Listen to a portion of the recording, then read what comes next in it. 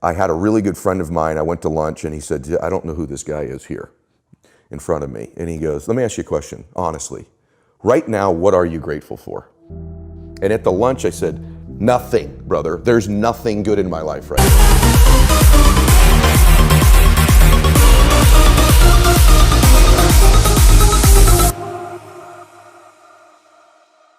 Hair. One of the ladies had a bonnet on and they were barely moving in. Both walked by our table and gave me the most warm greeting, the warmest smile as a stranger. And he goes, that's pretty freaking pathetic. You can't find anything in your life to be grateful for right now? There's this thing people think that like, I'll be happy when?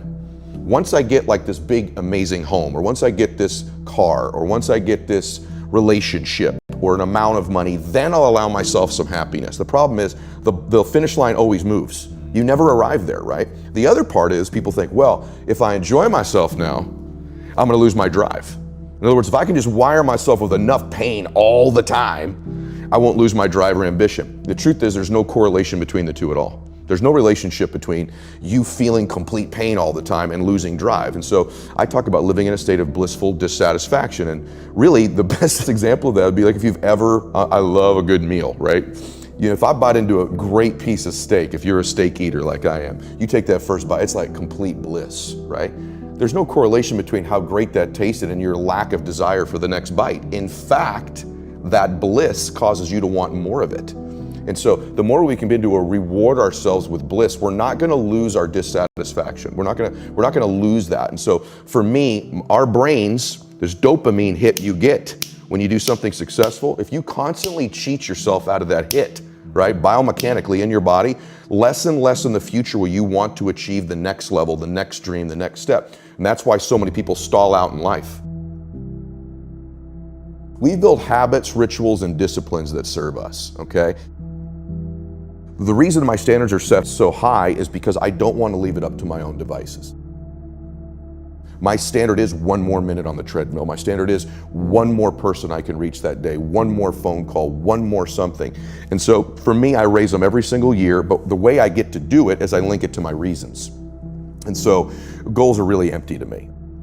You show me someone with compelling, emotional, gigantic reasons, I'll show you someone who's changing their standards all day long. So like, give you one quick version that you've not heard before. One of the reasons I'm relatively fit is not just peak state. I have an uncle in my family that died at 50 years old of a heart attack. He's my godfather, my dad's only brother. I kind of resembled him. And I look like him a lot. So on the way back from his funeral, my reticular activator's on heart attacks. On the TV screen on the airplane, I'm listening to music, is the Oprah Winfrey show. She's going through a new heart scan. I've unplugged my headphones, plug it into the airplane one. They're talking about this new scan at Cedars-Sinai that at that time was new. It could read the plaques in your arteries, the calcifications, without going, really invasively. I scheduled it. I went in. I had a world-class doctor who understood reasons and leverage instead of just prescribing. Because when we coach people, you need to do this, you need to do this. Doctors do it. Take this pill, take this. He understood leverage and reasons. And I'm in the, when I walk in, I sit down, the doctor comes out and he says, oh my, I can't believe these arteries are in that young body.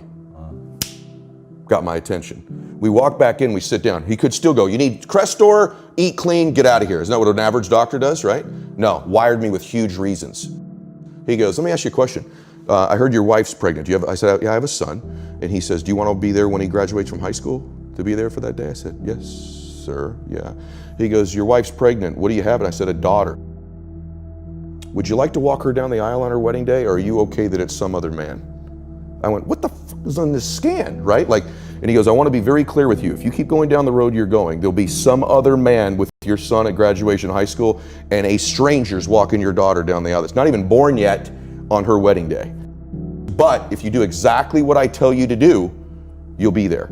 And so to this day, brother, there are mornings when I wake up, not every morning, I don't want to go to the gym, I go, Bella's wedding, Bella's wedding, Bella's wedding. So my standards are high because of my big old reasons. Other dudes may miss the gym that day because they're not going to miss their daughter's wedding if they don't go, but I've convinced myself I'll miss my daughter's wedding. So I will get my ass out of bed at 4 o'clock in the morning and I will get to that gym because my reasons are bigger, so my standards are higher. So that's what I think causes us to have great standards, is huge reasons. And I think anytime you meet somebody like yourself or myself who might now appear self-confident, it's because I really had to find tools and resources because I was so insecure and shy and introverted. So I had to find techniques and resources to build that up in me. And for me, it's very simple. It's the promises that I keep to myself. If I have a habit over and over of beginning to stack one on top of the other, of keeping promises I make to me, not other people. In other words, the minute you begin to get external in your life, worrying about what other people think about you, right? You've lost all control. And it never fills you up. And people's admiration, people's gratitude towards you will never fill you up. It's your own. It's your own inside. And so for me, self-confidence comes from keeping the promises I make to myself. And the other part of it is being aware I'm doing it. In other words, most people don't give themselves enough credit all the time. They're very aware of these 20% things and not aware of the 80, right? And that's why the dosage is so important too. You've nailed it. It should be 80-20, right? Because people get addicted to this. I'm not good at this. People don't like this about me. I don't feel good. Instead of focusing on the 80 and stacking it up. Wow, I did eat what I said I was going to today. I did get up when I said I was going to. I made the amount of phone calls. I treated people in such a way I promised myself. It's not just doing those things. It's rewarding it. It's being aware of it and stacking that up. And all of a sudden, because that's the messaging I was giving myself, all of a sudden, all these things start to come into my awareness that I'm grateful for.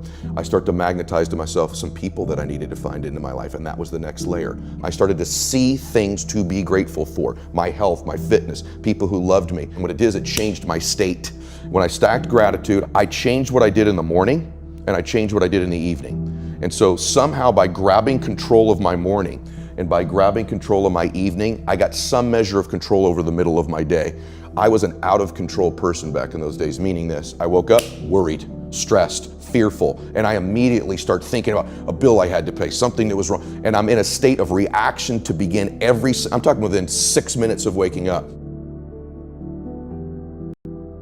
So identity is the governor on our lives. It's the invisible force that no one understands. And once they do understand and get a hold of it, their life can change. And so not only if you don't get a hold of this, will these outward conditions of your life keep being exactly the same, but you could behave differently. You could do all the work out. You could be thinking great thoughts, but you are going to get out of your life.